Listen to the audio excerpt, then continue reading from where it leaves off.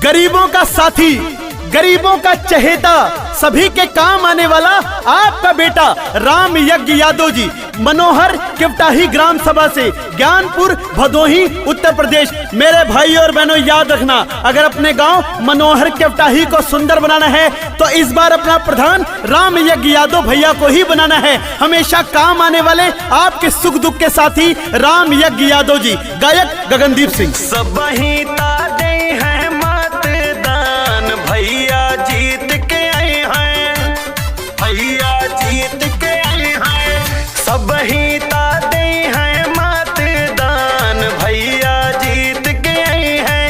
राम यज्ञ यादव भैया खड़ा है चुनाव में, जोड़े ले हथवा भैया पारे सबके पौआ में, मिलके बनैहा प्रधान, भैया जीत के आई है। सब ही तादे हैं मतदान, भैया जीत के आई है।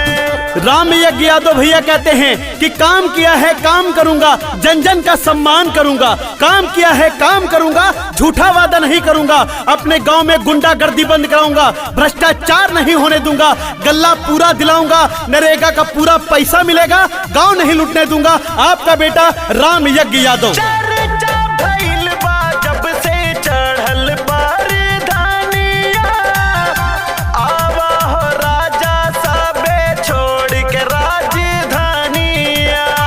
एगो मेहरिया भैया अपने मर्दे से का कहतिया, चर्चा भइल बा जब से चढ़ल बारदानिया, आवा हो राजा अब की छोड़ के राजधानिया।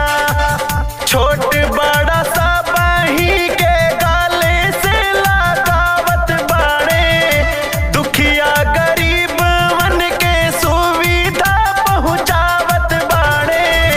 सब ही के बाटे है अरमान, भैया जीत के आई है।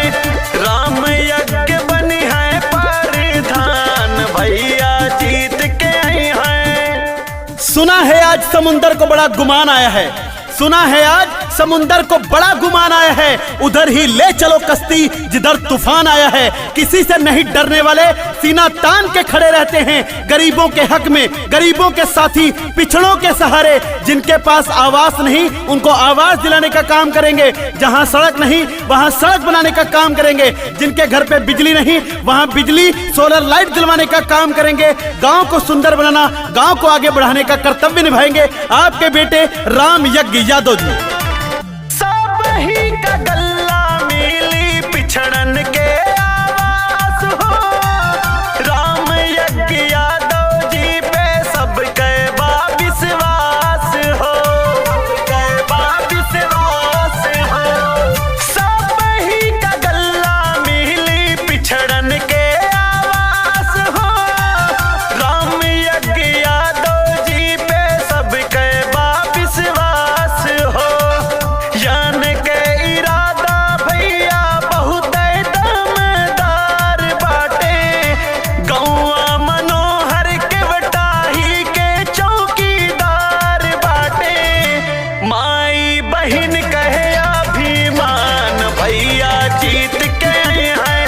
राम यज्ञ बनी है प्रधान, भैया जीत के हैं। राम यज्ञ यादव भैया कहते हैं कि जब तक मेरे शरीर में प्राण है, जब तक मेरे शरीर में खून की एक भी बूंद है, मैं अपने गांव को ना रुकने दूंगा ना गांव को झुकने दूंगा। 24 घंटे फोन उठाते हैं, 24 घंटे काम करवाते हैं भैया, सबके सुख दुख में खड़े रहते हैं। जहां भी बिटिया की शादी हो, कोई भी कार्यक्रम हो, बढ़ चढ़ के हिस्सा लेते हैं और सहयोग करते हैं। समर्पण भावना से अपने गाँव के लिए तैयार है मनोहर केवटाही से आपका बेटा राम यज्ञ यादव। धन्यवाद।